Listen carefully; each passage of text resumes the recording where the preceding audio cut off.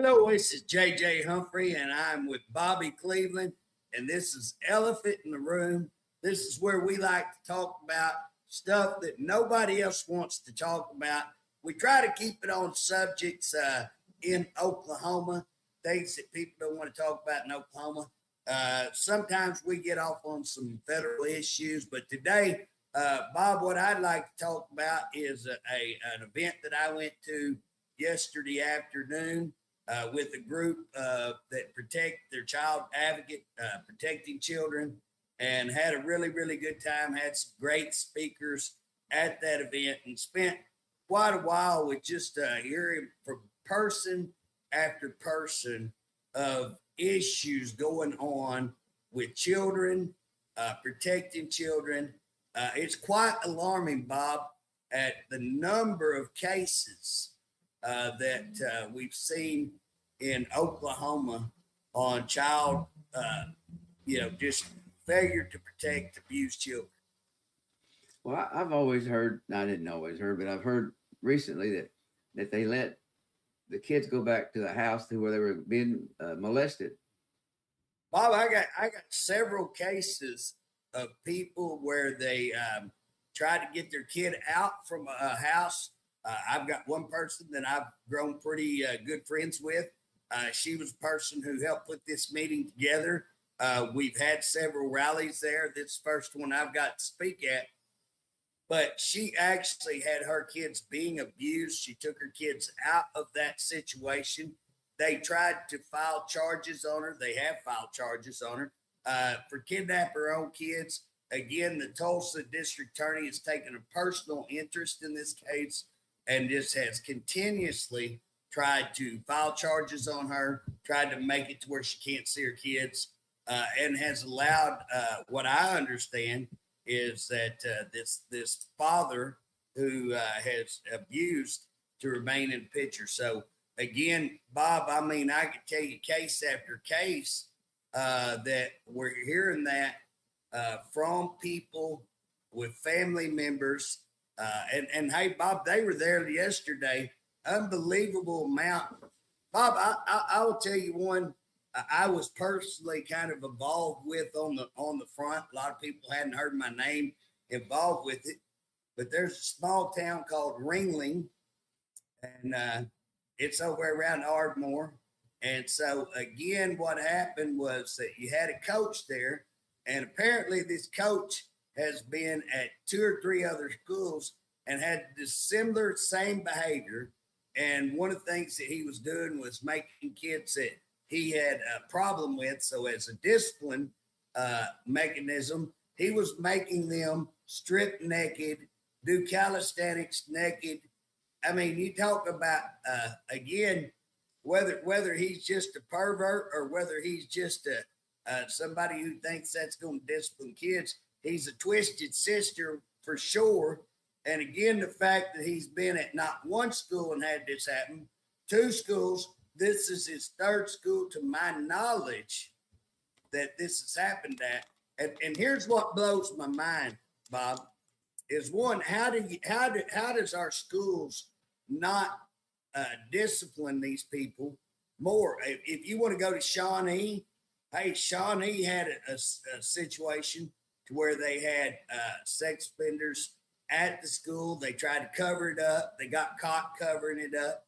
Again, why are we allowing these superintendents? That superintendent actually run for state superintendent, was my understanding. Just unbelievable. Why are we allowing these people who've allowed that kind of situation to occur at their school, try to cover it up? Them people shouldn't be allowed to even be involved in the school, in my opinion.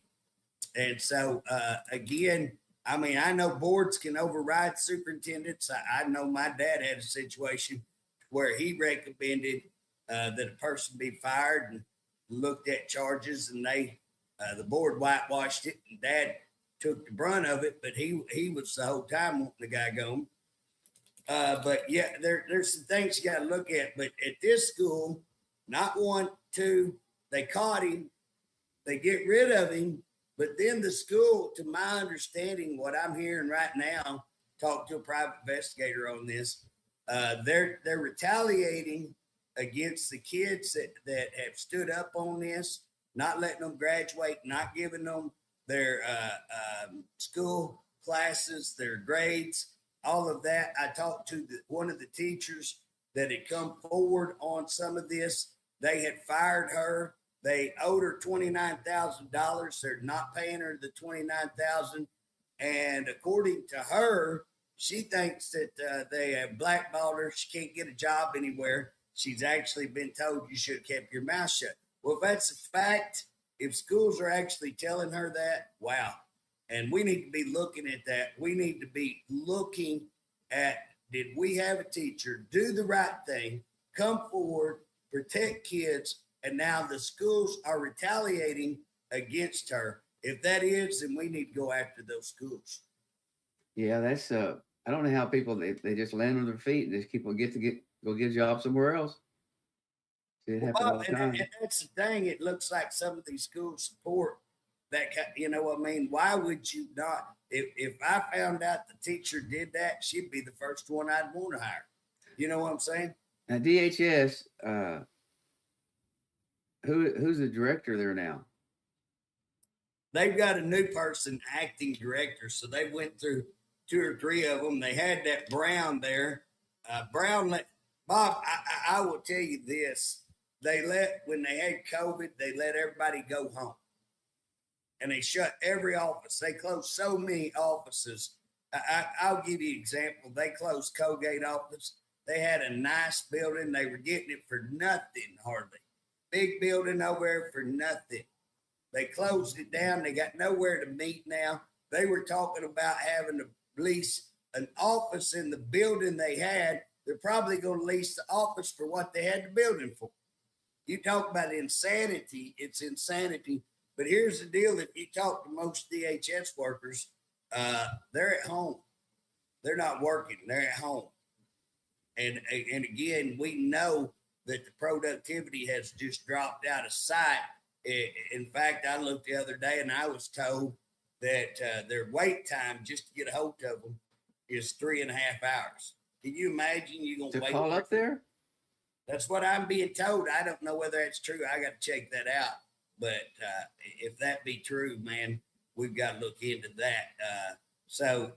Here's the thing, Bob. If you want to look at what went on there at Pottawatomie County, you got so many cases that have happened that the courts, you know what I'm saying? You've got this cabal, it looks like. Now, I'm trying to study this and I'm trying to get into what it all is, but you got a deal called guardian ad litem.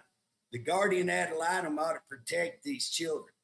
So that's the person that the court appoints to protect these children. You got a DA that ought to be protecting these children. You got DHS that ought to be protecting these children. And we as a state, we're paying for all this. And then the judge ought to be protecting these children. So you got all these people that are supposed to be in place to protect these children. But we got case after case where we're finding kids are being put back in homes.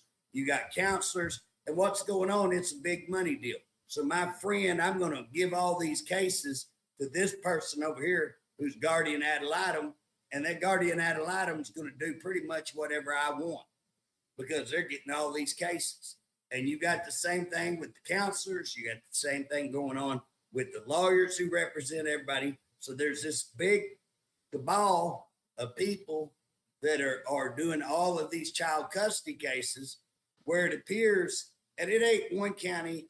We're hearing stuff out in Tulsa County, Wagner County, Logan County, Pottawatomie County, a little on Cleveland, some on Oklahoma City, and again, you can go, I've got some cases in the total. When does DHS not have troubles? Do what? When has DHS not had troubles? That's all I hear about it. I've never known when they didn't have problem, even when I was in probation program. They've had lots of trouble. But Bob, did you go watch that movie? What's it called? Sound of Freedom. Yeah. You watched that? Darn good movie, wasn't it? Yes, it was. It was. It's not what you call entertaining, but it's pretty gory and Well, it's intense, Bob. scary. It keeps your attention the whole way through, but it's intense and it's got a good storyline, but it's also got some scary facts involved in that. And Bob, here's where I'm at: is that I can't go to Colombia or down the Amazon River or go to Mexico or Honduras. That's not where I'm called to be at, but I am called to be in Oklahoma. And I think we as Oklahomans ought to do everything. And Bob, here's what blows my mind, and I know you'll understand this better than most. Bob, we give so much money Yep. to these state agencies. We give, millions, half a billion to these state agencies. And what are we getting? What are the, what's the results? And again, I can tell you just like, the other day I called you and told you, well, I'll be done, 11 something. I'll slide by your house and we'll get you and your nephew and we'll run and go get something to eat. And then I called you probably, I don't know, 11:30 or so and said, hey, we're running just a tad late. This is going a little longer than what I suspected. Then I called you at 12:30 and said, hey, I am walking out. I'm walking to my car right now, but I could not get away because, just person after person. I want to tell you my story. I want to see if you'll help me. And here's what's funny, Bob. It's nothing special about me. You want me to tell you what's special about me that they want is that I'll actually listen to them and I'll actually try to do something in their case. That's Who's the rep for DHS? every one of them had different reps, and we talked about that, getting reps. I had one from Lawton. We talked to them. I had the one from Ringland, and we talked to them. I have some from Wagner County. Who's the liaison? We've got a girl. My gosh, man! And actually, Madison is her name. I can't think of Madison's last name. I should know it. But Madison's actually pretty awesome. I will say they have a really, really good liaisons. And so I've got a meeting hopefully set up with them here pretty quick. Me and her's been talking about trying to look at these cases and trying to say, hey, what's going on here? And so I will say that their liaison, I give her an A plus, big time. She's been one of the better ones. Responds quickly, doesn't try to take up anything. Hey, if there's something wrong, let's find it. So she's actually pretty good. But I will tell you that they brought Brown in, and Brown didn't last very long. And about all I know Brown did was get them a coffee shop up there, is what I was told, in their building, and then close every other building, send everybody home. And again, hey, you don't have to be very smart to know if we send all our workers home, they may get caught up on bonanza, but we're going to not have as good a product as what we should have. And again, here's what's funny, Bob. It just aggravates me to all in, and you can back me up on this, is to have Oklahoma City set up here and send everybody home and pretend like that they're going to be able to work from home and be productive.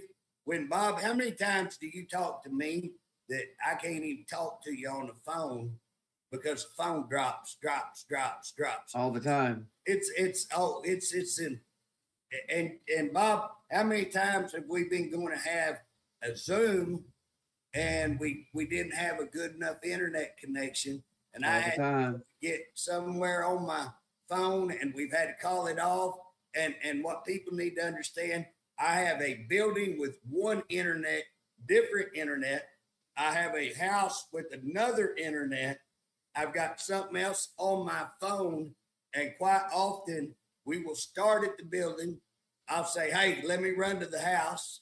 I'll get on the house. And several times I have to go get my wife's car because she has the it's through Chevy. You can get an internet into that car, and guess what? I can get in the car and it works pretty well. You know, it's just unbelievable.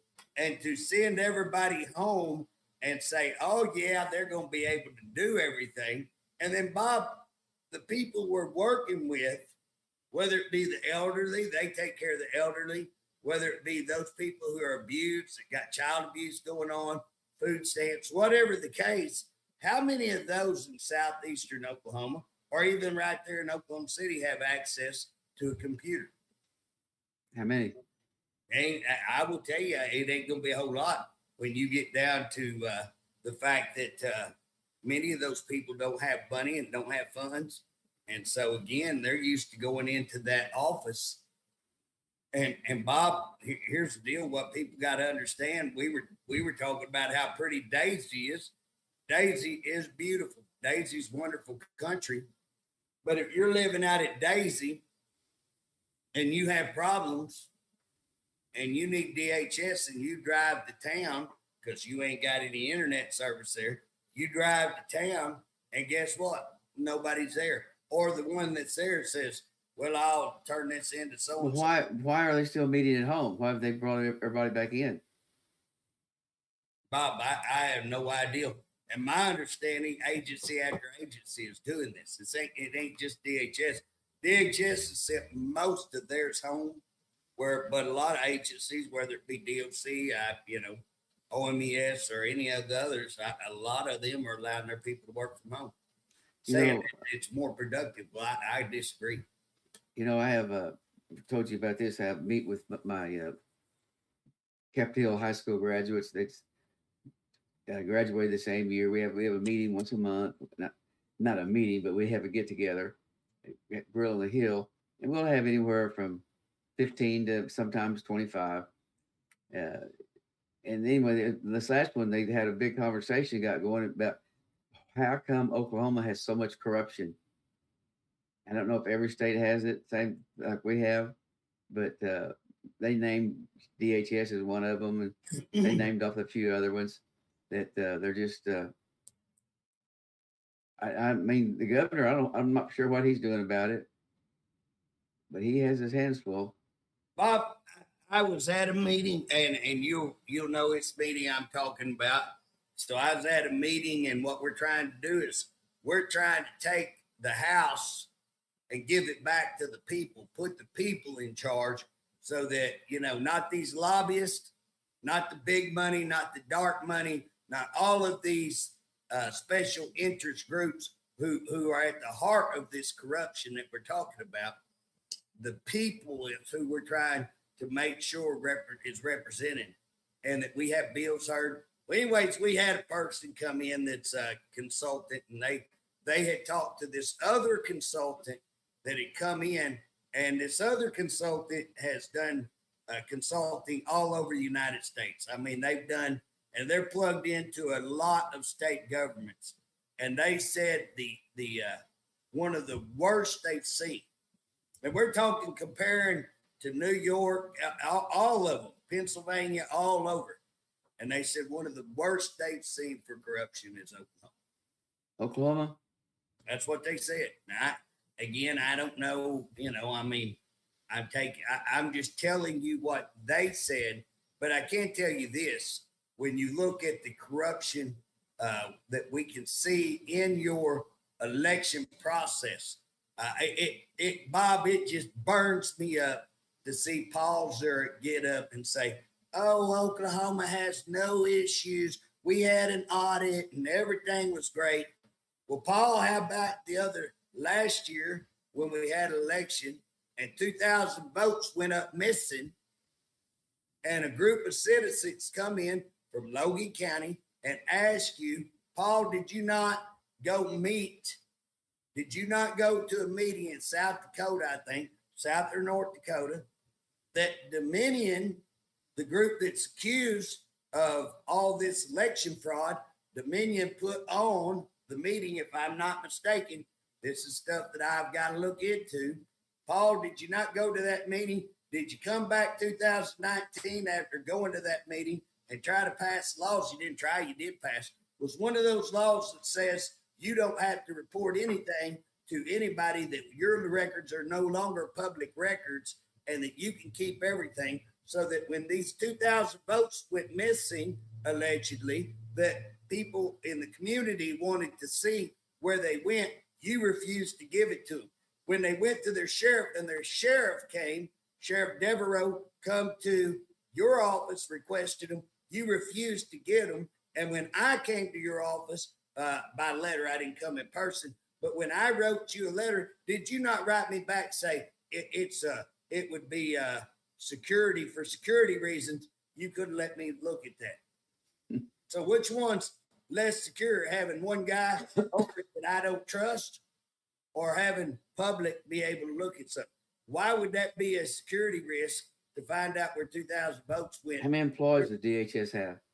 I don't know how many employees. They'll be one of the biggest. They're one of the biggest agencies in the state, Bob. I thought we was number 2, DOC.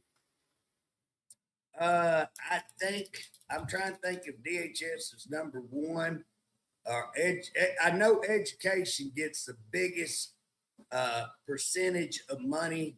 I think education's like number 1. I think DHS number 2 and DOC's number 3, but I won't swear to that, Bob. So I know DOC did have 4,600. I don't know. It's hard to tell what they have right now, but they typically have between 46 and, I'm going to say 36. I think they're lower. It was down to 43, but I'd be shocked if they're not a little lower than that right now. Now you're head of the Department of Corrections.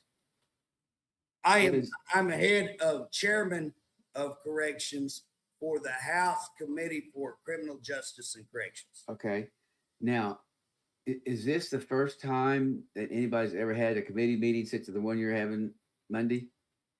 Bob, yeah, to my knowledge, now here's what we've done. If you'll remember, when I first got up there to the Capitol, what agency was that lost $32 million? I think it was the health department lost $32 million. You remember that? I remember that and tourism lost money. Yeah, they lost it and then they found it again. It was actually never gone. But the House never got that money back. Well, yeah, we got it back, Bob. It was never gone, but then we took it from the county commissioners, and then we had heck getting it back. It was the biggest fiasco you ever seen in your life. But we set up a committee, a special committee to investigate that, and they got to the bottom there. They had the Swadley's barbecue issue, and they set up a special committee. I was actually on that one, Bob.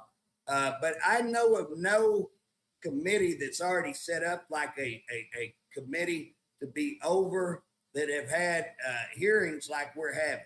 I don't know of another committee that has done that. There may have been one done on education, but if it is, I don't know of it. But Bob, it goes back like it's DHS still.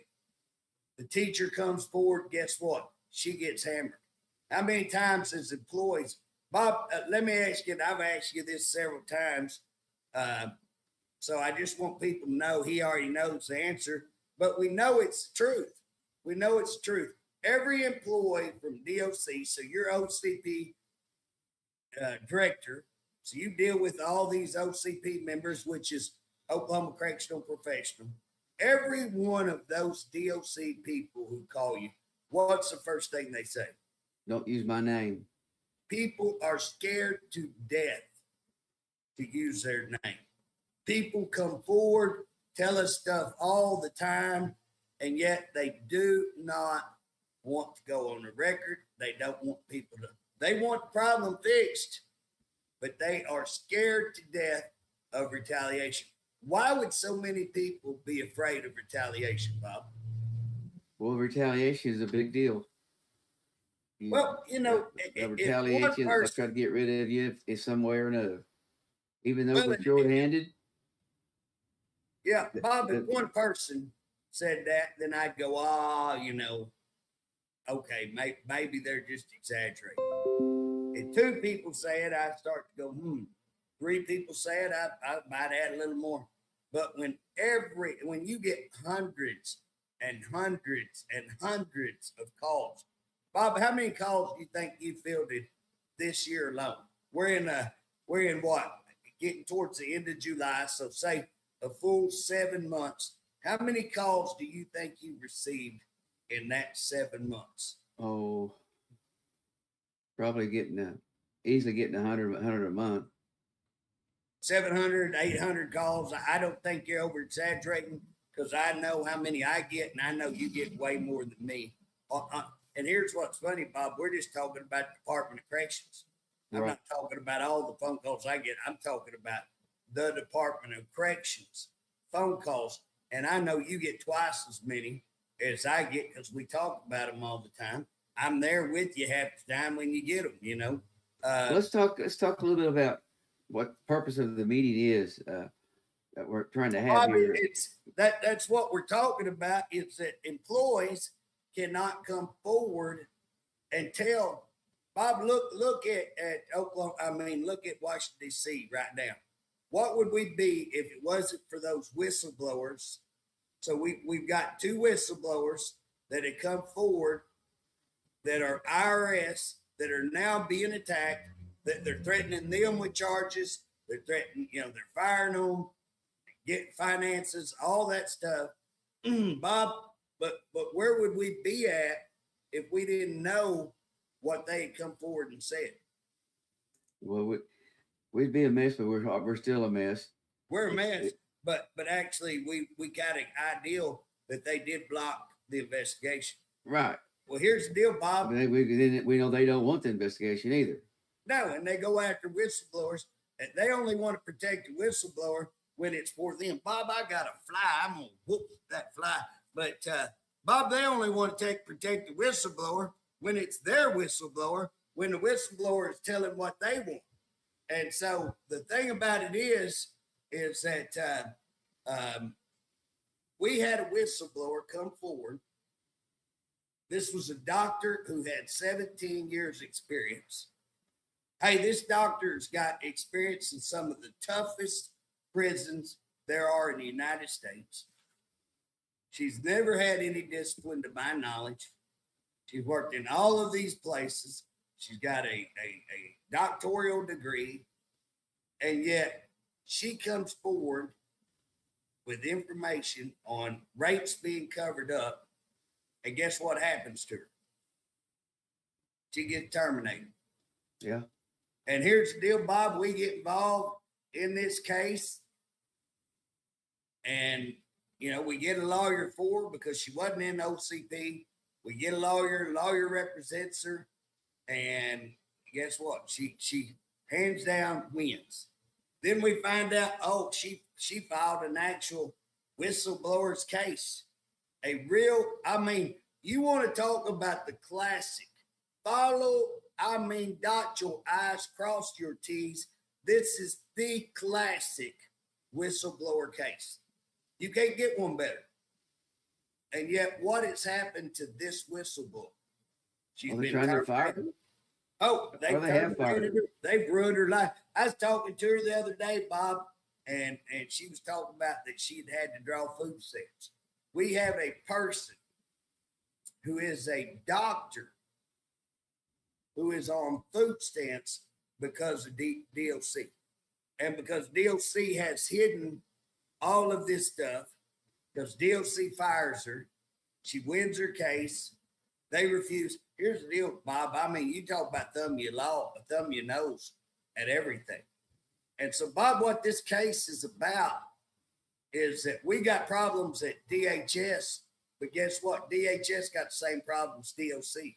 I've got people who are involved in foster homes that are saying that there are people in DHS that are terminating parents' rights because they have some parent or some individual that wants to adopt a kid. And so it's kind of like, I want this kid, this such kid. And then they're going out and finding that kid and adopting that kid, terminating the parent's right and adopting that kid. Now, if the parents needed their rights terminated, but according to one of the DHS workers that have communicated through another person to me, uh, they say no, they were no way. This kid should not, the parent should not have been terminated. Parental rights shouldn't be terminated. If the parental rights were and the kid was adopted, and it's only because the DHS had good friends who wanted to, adopt this kid. Now, if that's the case, if you're using your office as a personal adoption, hey, you call in a mail order kid, hey, call it in, we'll find one, we'll terminate them, we'll get your kid you want. But the question is, are you doing that for money? Are you doing that for political purposes? Are you doing it just to help your good friend? Are you abusing your office? Those are the questions. And Bob, here's the deal. I don't know the person calling that in. They may be a, what do you call troubled employee, a troublemaking employee. Well, is DLC? Have they answered? They're going to be there tomorrow, right? Well, I don't know, Bob. I sent a reply. So I asked for a subpoena, and I was asked to ask them to come, and so I sent them a letter saying an email, and I'm gonna have an email to show that. But I sent them an email asking to send over 2 employees, and I invited the director to come and said, "Hey, I think you ought to come so you would understand why this is serious to me." And so again, Bob, here's the deal. If we're going to fix our system, and I want to tell you, Bob, you know for sure, and I know for sure, hey, we got a broken system. Yesterday, when I was speaking, I was speaking with the Capitol building behind me, and that's what I told that group. If you're looking for that building right there and the people in that building to fix your problem, you got a bad problem, because that is your problem. That right behind me is your problem. And letting these agencies dictate to us what they're going to do, letting these agencies take care of business, fire people who they want, do whatever they want, not be accountable on their money, not be accountable for what they're doing with their money, and continue to fail and fail and fail. Again, that's not acceptable, Bob, whether it's DHS, whether it's education, or whether it's DOC. And again, we as the legislators who were elected by the people ought to get off our butt, and we ought to go after, where's this money going? Bob, I mean, you've discussed this. I don't think it's a hard concept to understand.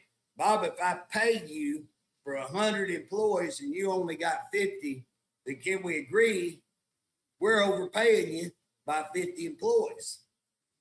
If lowest package we pay is 55,400, which that was before we gave raises, so it'd be larger than that right now. But let's just say if it's 55,000, Bob, if you got 50 people at $55,000, can I get a witness? That's a lot of money. Well, JJ, I was doing putting my filing. I got behind there for a while, and so I started kind of reading some emails that I received 2 years ago, and I'm reading that, and it's the same thing going on today that was going on two years ago. Bob, deja vu. We've been doing it 3 years, and guess what?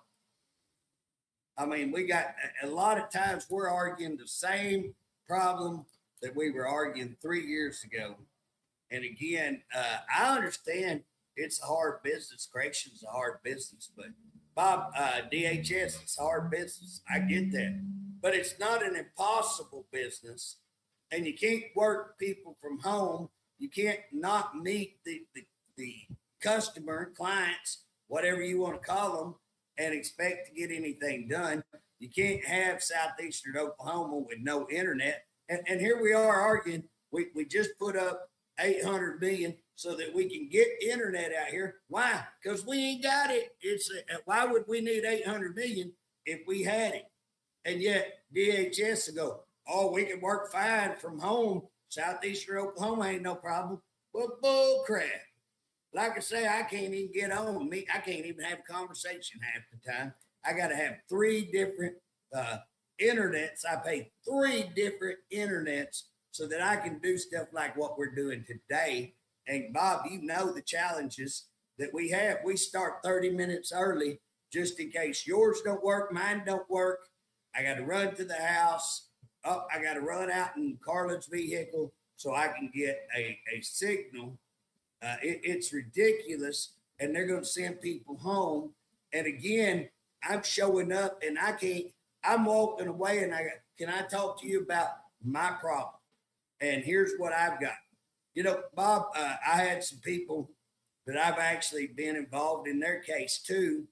It's interesting to meet these people that you already know, and they wanted to give me a thumb drive, and I'm listening to their case. Their name's Woolley, Woolley, I think is how they spell that. But anyways, they were accused of killing their grandson, and the grandson, I think, died from SIDS.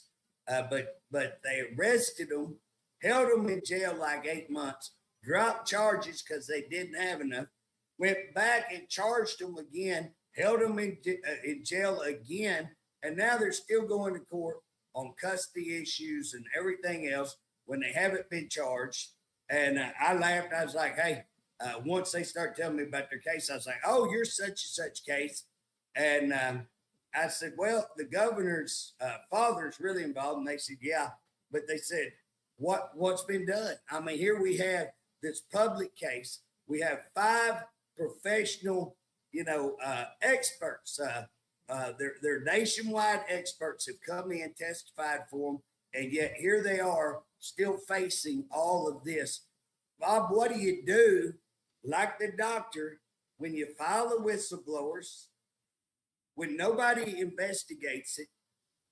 You come to the chairman of corrections, and he sits down with you, gets you a lawyer, puts together a packet, which we give to the AG, who didn't investigate the whistleblower, and said, hey, you need to look at this. Y'all didn't. Here you go. They go over to DOC and say, hey, did y'all investigate this in DOC? Oh, absolutely, absolutely. Let us give you some paperwork. Unsubstantiated. Oh, by the way, some of these resign once we get to investigate them. Well, yeah, every one of them resigned after you got to investigate them. That's a little suspicious, we call it. A little suspicious, And then you go and go, well, I didn't include everything in that little report. So how about this letter that shows that you knew this person had admitted to having sex, and you tell this professional person that, we couldn't charge him because it's consensual. Is that not like, Bob, you can go pull 10 crackheads off the street. All 10 crackheads going to know you can't have consensual sex with a correctional officer and inmate. Crackheads know it. How is it that an investigator doesn't know that? And if they said that, are they committing a crime? And I say, yes, they are committing a crime. And then I can show another case where that be the fact. I can have a confidential employee come and say, these 4 cases. So now I don't have one employee. I have 2 employees saying identical things on the same ones. I've got letters. I've got inmates. Bob, it's not just we didn't know. It appears that they knew, that they lied, that they fired the whistleblower. They continue to fire the whistleblower, and they do it with the knowledge the whistleblower is telling the truth. They are absolutely lying and covering up crimes, and their conduct, I believe, borders the line of criminal. I think so. Well, that's the problem, that there's so much cover up going on at DLC. Well, Bob, always has been. It has. I've worked there 30 years. I know for fact how they use their internal affairs to go after people. I've been one of them. My kid's named after an old boy. They went after him, did him the same way. I can name numerous people that they used just to try to run them off and use that to intimidate people. We're going to show that tomorrow. Why don't you carry a bill next session, to take the OIG out of the equation. Bob, Let I've them already others- filed that bill. I filed that bill once before and couldn't get much support for that. I got a lot of, Well, I Yeah. think we got a lot more stuff going on now, and I think people I've talked to can see it. Before they really didn't even really care. The right? problem with DLC is that nobody really cares. Nobody cares. But Bob, you may be right. What you're saying is it's all about timing. You got to have that bill the right time. You got to do it, and it may be a better time. When I filed that, I just could see that this is a train wreck. When you have your investigators answer to the very people that they may be investigating, it's a problem. And when they, just like right now, DOC went out in I think it was the Daily Oklahoman and said, "Oh, we this thing was externally investigated." Well, it wasn't.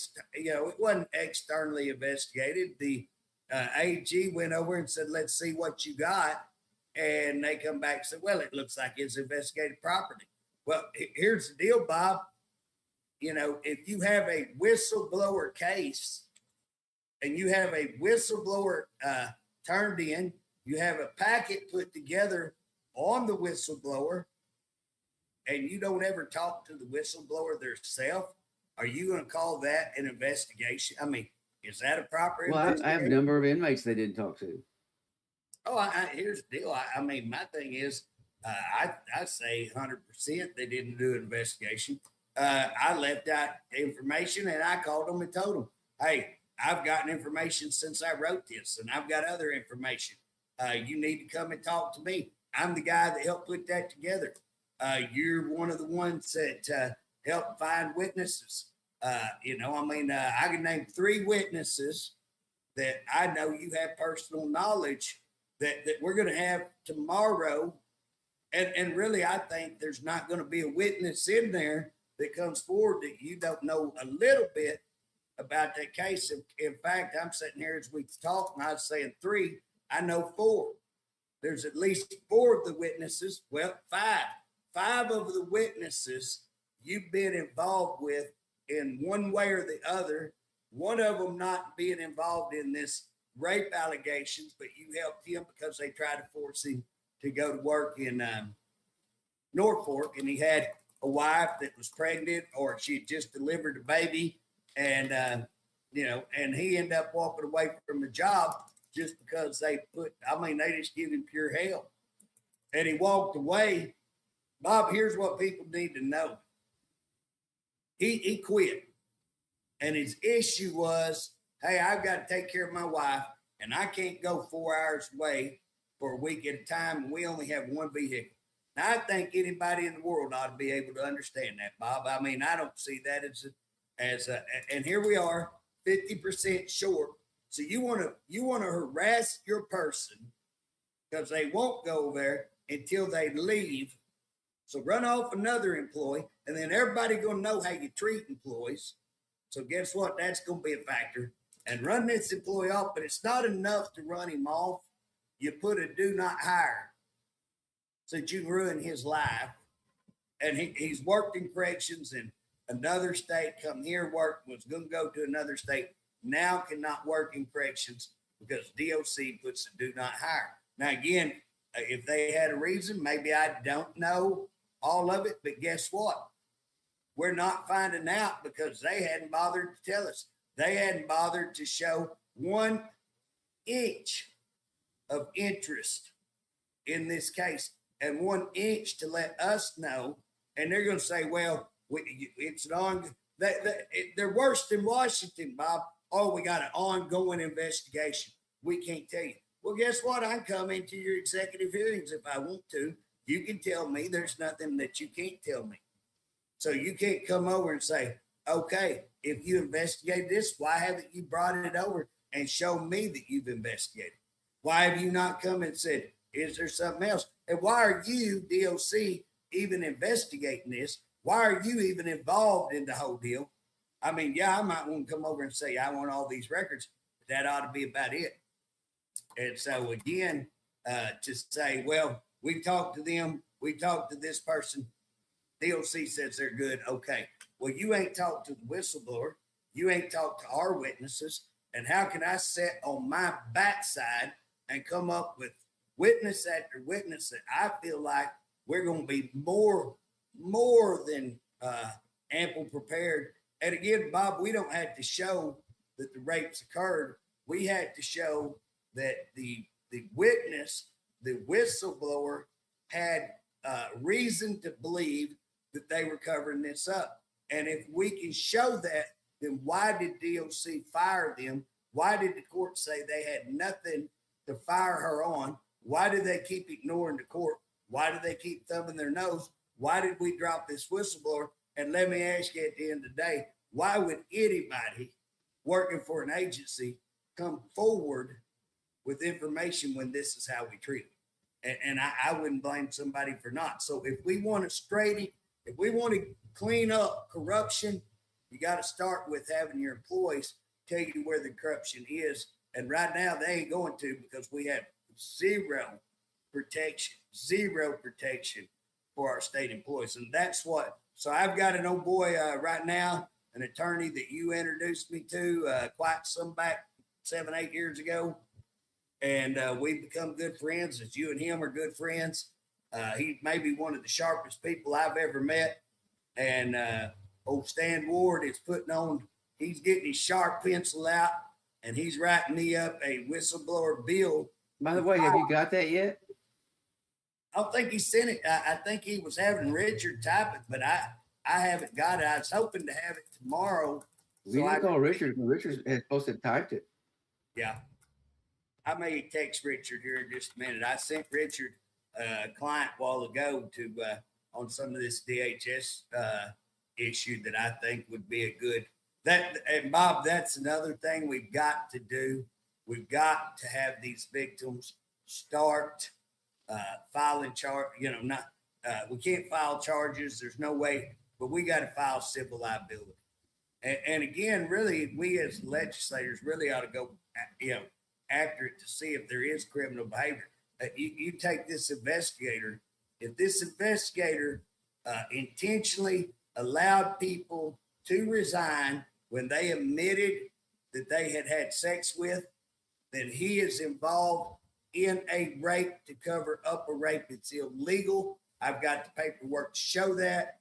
That's illegal. If he has lied to the AG about that, if he comes in tomorrow and lies about that, that's illegal. And so there's some things. If he has tried to harass witnesses, that's some of the things that we are you swearing people in that meeting? I will swear in people, and again with him, I'm not going to read him Miranda, but what I am going to tell him is, you're a law enforcement officer.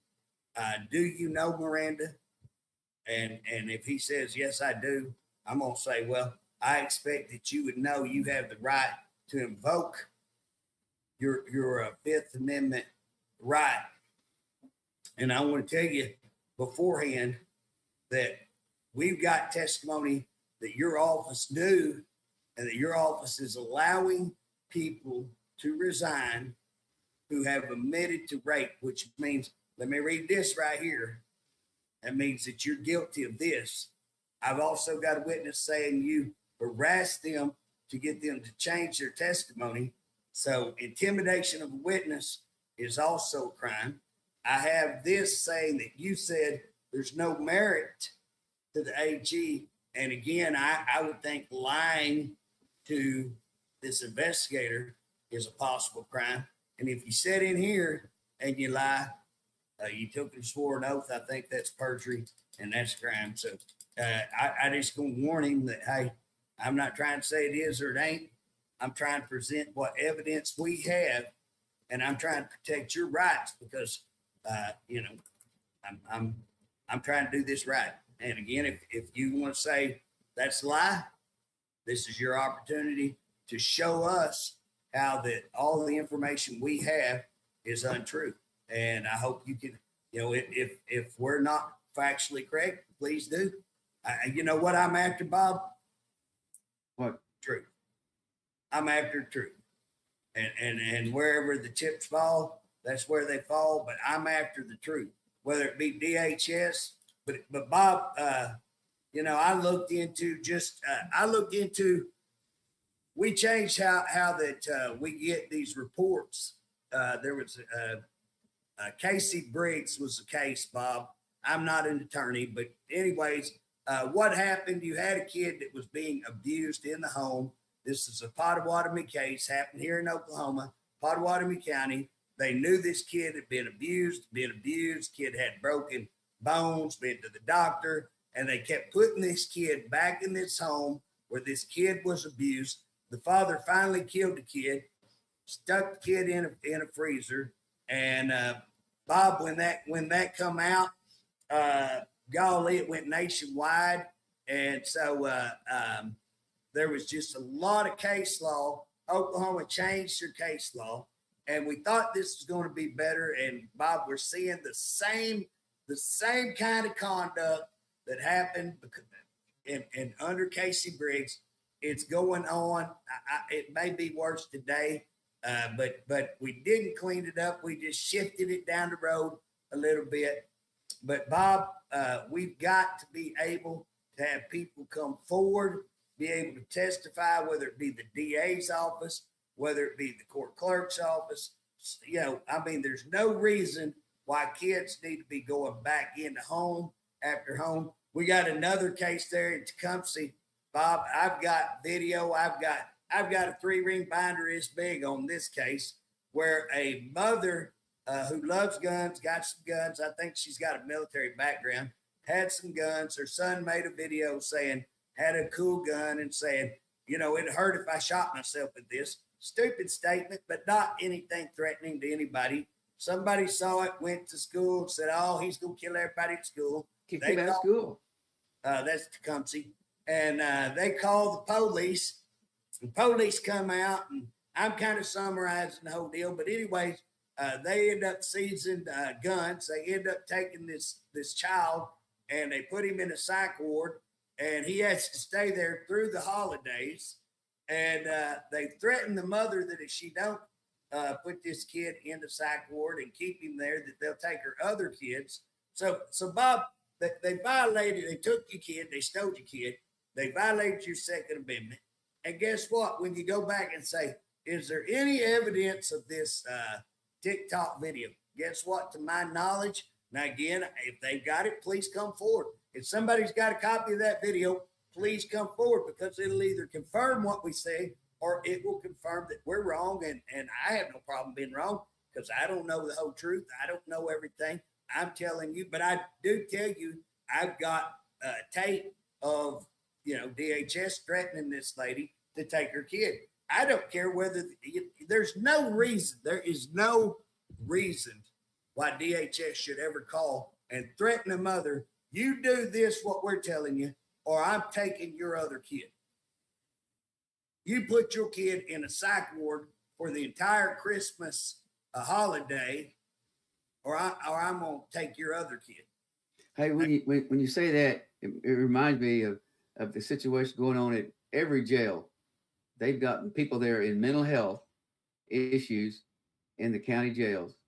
For that's not the place to. They're not getting any help, Bob.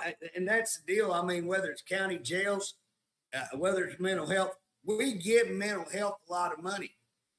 What's happening? Why are we having all of this issue with mental health?